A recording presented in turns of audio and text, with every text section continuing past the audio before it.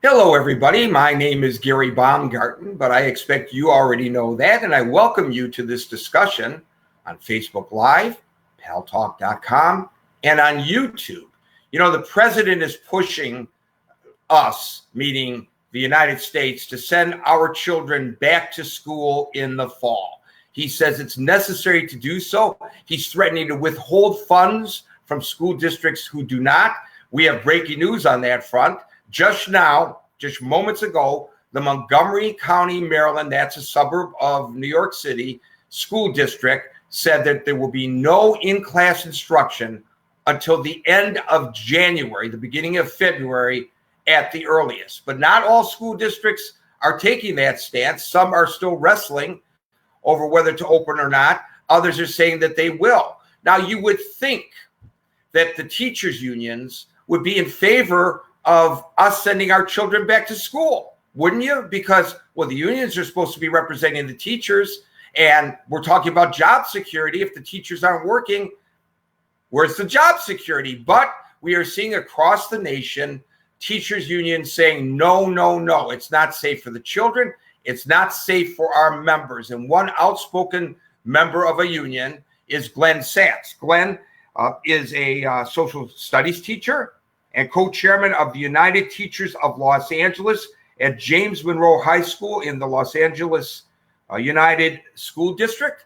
And he's going to tell us why, we are seemingly looking at things from the wrong side of the looking glass, because he's saying we ought not to be sending our children back to school. Glenn Sachs, welcome to Facebook Live, paltalk.com, and YouTube. It's my pleasure. But, we all want to go back to school. We very much want to go back to school. Believe me, distance learning is not fun, but we want to go back to school safely. We want the proper preparations there to protect the kids so that this virus, this pandemic we're in, does not spread, does not get worse. So we're not against going back to school. We want to go back to school, but it has to be done safely and has to be done at the right time. So why can't we do that? Why can't we not promote social distancing in the classroom? Well, there's a couple problems. One, at least in California and Los Angeles and many other parts of the country, we're in a spike in the pandemic. It's way up. It's on the rampage right now. That's one problem. The other problem is we're completely unprepared to go back in a safe manner. We have to have social distancing. We have to have massive testing and tracing. We have to have disinfecting. We have to have all sorts of measures in place to protect the kids, and we don't have it. And it's amazing to me. Everybody acts like they had no idea the school year was coming. It's like this big surprise that the school starts on August 18th. We've had months to prepare for this, and everybody's been horsing around and twiddling their thumbs. The federal government hasn't come through with the money to help. And now we're put in this position where we're supposed to send the kids back to school in a manner that's not safe. And when us, the teachers union, we protect the kids, when we say, no, no, no, this is not safe, we need to put in safeguards, then we're somehow the bad guy. I work at, as you know, Fox News Radio. My company is very cautious. They're forced to by law, but I know that they're very benevolent in this regard. They don't want any of us bringing in the COVID into the building. It could, basically shut down operations. So most people are working remotely. Now, I'm considered essential, and I go in every day, but there are only 5 people on the entire floor of our building in order to promote social distancing. And it occurs to me that we already have a problem across this country, especially in our urban school districts, of a bad teacher-to-student ratio, too many children in a classroom. I don't know, what is the ratio in Los Angeles under normal circumstances? Well, we had a strike a year and a half ago, and it was a successful strike. And one of our biggest demands was to lower the class sizes. And they have been lowered some. They're more reasonable now. I don't like to give a number because it can be a very misleading number, but it's gotten better now. Of course, with all the economic collapse and the financial crunch, we're really worried about class sizes. Normally, the way they'd react is they would lay off teachers and class sizes would get worse. And then here we are, we're facing this pandemic. That's the absolute last thing we need. What we need is smaller class sizes. Right. So to my point, how do you do that? You would have to hire more teachers, or students would have to have a staggered schedule. They would, certain children would come in on Monday and other children would come in on Tuesday, something like that. I've heard that discussed. I don't know how the instruction, there's continuity of instruction under those circumstances. I know I grew up in Detroit. I went to the public schools, and it was not unusual for us to have 30 or more children in one classroom. If you have 30 children in a classroom, or even if it's reduced in LA and other places to 25 or even 20, that's too many in that small of an environment. You cannot socially distance under those circumstances. It's very rare for us to have classes as small as 25. You said sometimes we had more than 30. I mean, I've had many classes that have more than 40 in them, and we've had classes at our school just in the past couple of years that have had more than 50 in them.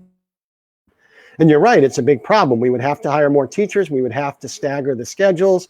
We'd have to try to expand maybe other facilities so that we could have more classrooms. It's a mess, and there's a lot that would have to be done. And that's one reason why we're so unhappy, is that it's just like this big surprise. We're a few weeks away. Nobody apparently seems to have thought of this. It's interesting because one of the arguments that's being made by a lot of political leaders, including some governors, which I find pretty appalling, frankly, is that, well, yes, we're going to, one governor said this yesterday, we're going to send our children back to school. They will get the coronavirus. It'll be a mild case. Some of them will stay home a few days, and then they'll come back like any other illness.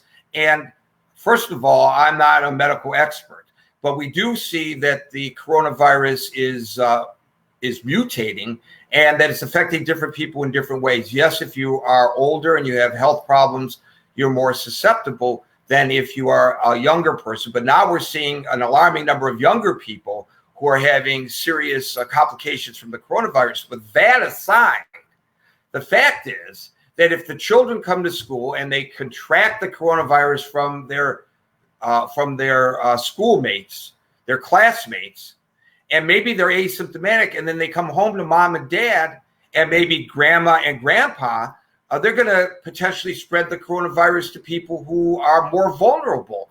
So I don't understand the argumentation here. And, normally I don't advocate when I do my interviews. I let my guests advocate. But to me, this seems like an issue of common sense. Well, it is an issue of common sense. And, in Los Angeles, 80% of our students live at or below the poverty line. You have many, many people living, rents are very high here. You have many people living cramped in small apartments, different generations, kids, parents, grandparents, sometimes great-grandparents. And, the virus can spread like wildfire in that kind of environment. And even if the kids themselves aren't going to die from it, and that's probably true, the kids themselves probably aren't going to die from it, but they spread it. I've had students who've had aunts and uncles die from this just in the past month. And one of the points I made in one of my articles is that, we're having this virus raging right now. We're at such a high right now. It's the middle of summer. It's 95 degrees outside here in Los Angeles. Every winter, we see the effects of flu season, right? Flu season, it is what it is. But a lot of our kids are out. Sometimes teachers are out, okay? We're having this massive upsurge in the virus, in coronavirus now. What's it going to be like in December? What's it going to be like in January unless we act now to flatten the curve? And instead, these people just want to throw kids right into school in the worst possible environment in terms of spreading the disease. And I suppose we're supposed to just roll the dice.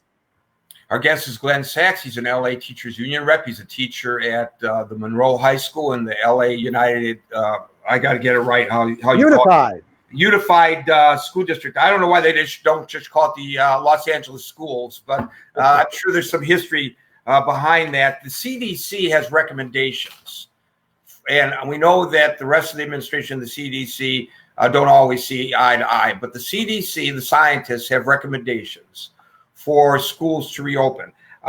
Please bear with me. I'm going to read these recommendations. The number of newly diagnosed COVID-19 cases has to be down. The number of hospital visits with COVID-like illnesses has to be down. Visits with influenza-like illness have to be down. The percentage of positive COVID-19 tests has to be down. The capacity of hospitals to treat patients without crisis care the robustness of the diagnostic testing programs, and I think there's several others before they recommend that schools reopen. But certainly in your neck of the woods, none of these criteria are being met right now. Well, in fact, that first criteria you mentioned there, the number of newly diagnosed COVID cases dropping. Right now, 43 states don't even meet that first requirement. So, it's a big problem, and it's going to take money to, institute all these things to make the schools safer. And this money should have come a while ago. We already should be implementing all this stuff. And instead, they're in Washington, they're still arguing about it. You mentioned the fact that the flu season is coming, and sadly, there are predictions from the medical experts that there's going to be a resurgence. And I don't know how there could be a resurgence in Florida, Texas, Arizona, and California. I'm probably missing a couple of states. There might be a resurgence in New Jersey, New York, Massachusetts, Michigan.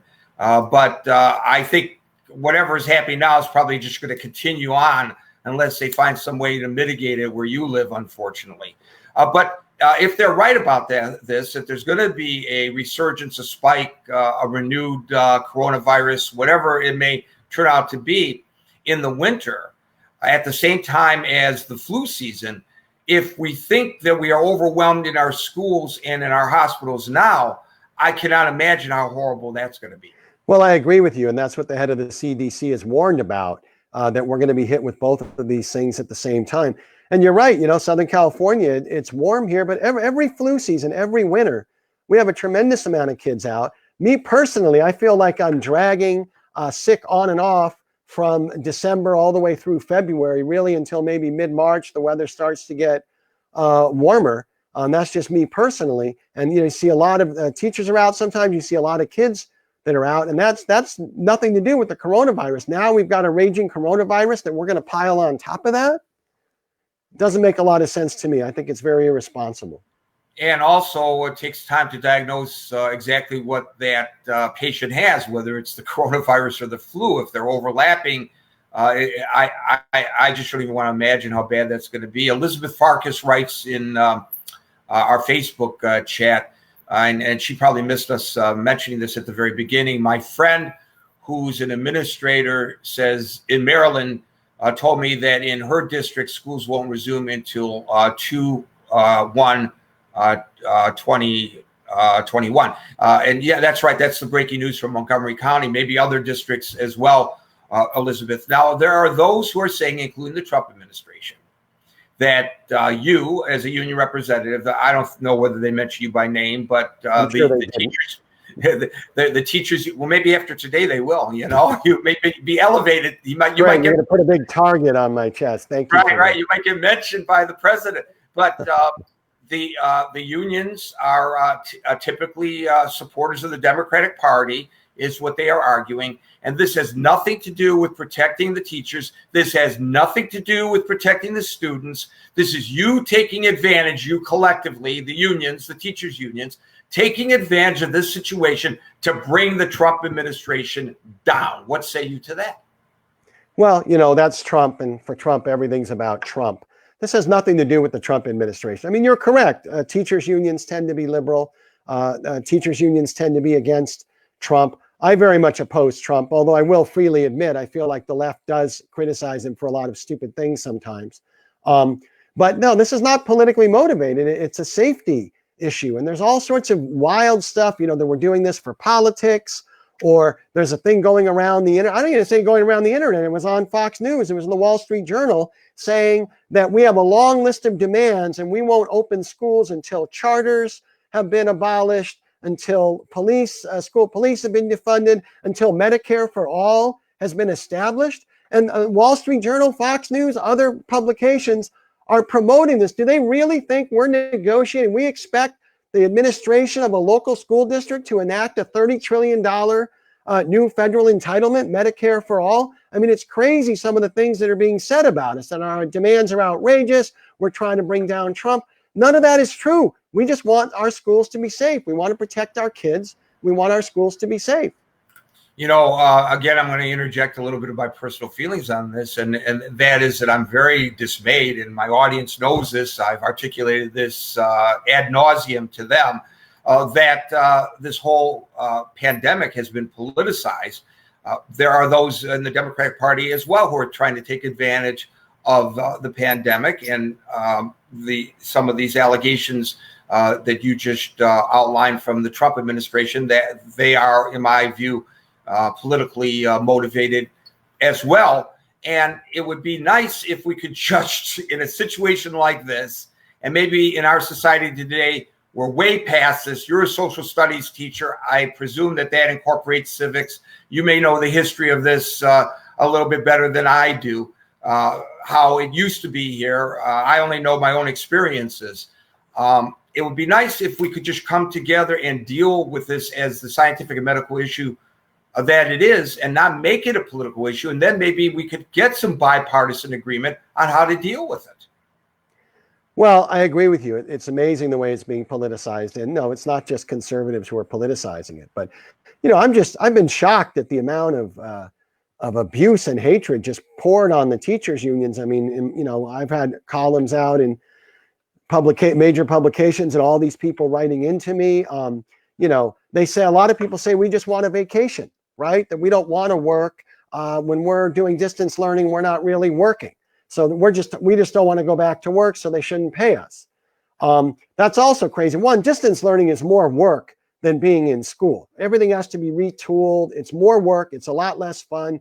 There was a third grader who was quoted in the newspaper here the other day saying that distance learning is all the work of school and none of the fun. And I think the third grader had it right. But there's all sorts of wild motives ascribed to the teachers union, and including by the Trump administration. We just want the kids to be safe. And I feel like the federal government has bungled this. And then rather than saying, okay, we have months to prepare, we should have, we didn't, they instead are saying, it's the teacher's fault. They're trying to bring down Trump. They're making outrageous demands. They just don't want to work, blah, blah, blah. It's all nonsense.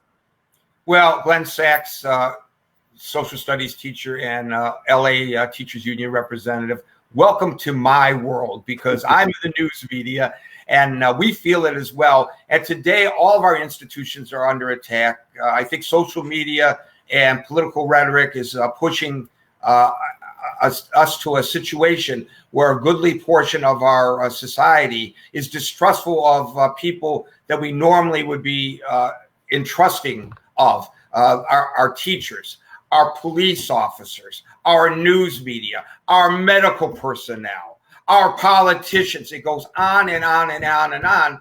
And again, you're the social studies teacher, but I would proffer the suggestion that if we lose faith in all of our institutions such as this, then we have the possibility of really eroding our society to where we are no longer progressing, but we are regressing as a society. Well, you mentioned teachers in there. That's the one, of course, that I pick up on. But of course. I'm amazed at the amount of public disrespect and abuse poured on us. And, everybody says we do such a terrible job. Let me explain to you the situation here in LA. 80% of our students live in poverty. A large percentage of them, English is not their native language. Okay. And then when they come, somehow all that, their communities deal with violence and drugs and unemployment, all these scourges. Somehow when they walk through the door at James Monroe High School, all that's supposed to disappear. And when those kids don't perform on standardized tests as well as a white middle-class kid with educated parents, it's our fault. We're bad teachers. It's our fault. It's crazy. I mean, these kids, we do teach them a lot. I love having these kids. They're great kids, but they start off at a lower level often than, say, the middle-class white kid with educated parents, like I grew up. I started off in a much higher place than these kids were. And rather than looking at the problem and trying to figure out really what to do with it, again, it's just blaming teachers, right? We're not prepared for coronavirus. It's teachers' fault. The test scores are down because kids live in poverty and violence. It's teachers' fault. You talk about institutions being disrespected. I think with teachers, it's number one. And I just think that a lot of the people criticizing us, they really have no idea what we do. They have no idea how hard we work. from August to June, I work 70 hours a week. If I take a Saturday or a Sunday off, that's rare. It is tremendously, and it's a tremendous amount of work. And to think that we're, stereotyped as lazy or incompetent, it's just crazy. Well, I'm originally from Detroit. I know the situation in urban America when it comes to education. I've covered it very extensively when I was a reporter for the All News radio station in Detroit, and prior to that as a newspaper reporter in Detroit at a number of papers. And I know personally teachers because of budgetary constraints who reach into their own pocketbooks or wallets and go to the store and buy supplies for their classrooms. So I know that teachers, many of them, go above and beyond the call of duty. And that's just part of the job. I'm sorry to interrupt you there, but yeah. You talk about buying things for your students out of your own pocket. That's just part of the job. We all do that. You just accept it now. What? You just accept it. Yeah, because one, a lot of times it's hard to get what we need. And two, it'd be like, we can get it for you. You got to wait 6 weeks or whatever. No, we need it now. We need it for our classes now. We need it for our kids now. I mean, we're talking here about the pandemic, just what it takes to get enough damn Kleenex boxes for your room. I don't know how many Kleenex boxes I've bought over the past many years. Even something like that. They give you a big thing of hand sanitizer. Once it runs out, it's hard to get another one. You got to buy them yourself, have them there for the students yourself. And my school is better run than most schools are. So, there's a lot of problems like that. Well, my children are out of school. They're young adults. I have a grandchild who's too young to go to school, but I would think that if my children were still school age or my granddaughter was a school age at this point, I would be recommending to my daughter and my son-in-law or my wife at the time, and I would make a decision collectively. I don't think I would send my children to school right now. I just don't feel comfortable doing so. Just as I don't feel comfortable being in crowded environments, I just avoid them.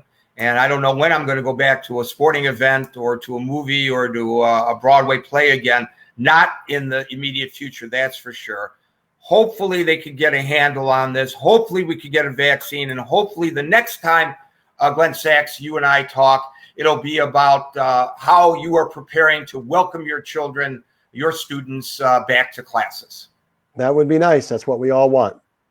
I agree. Glenn Sachs, who is, and I'm going to read it so I get it right. He teaches social studies and is co-chairman of the United Teachers of Los Angeles at James Monroe High School in the Los Angeles Unified School District. Thanks for giving us some of your time, and please stay safe. All right. My pleasure. Thank you.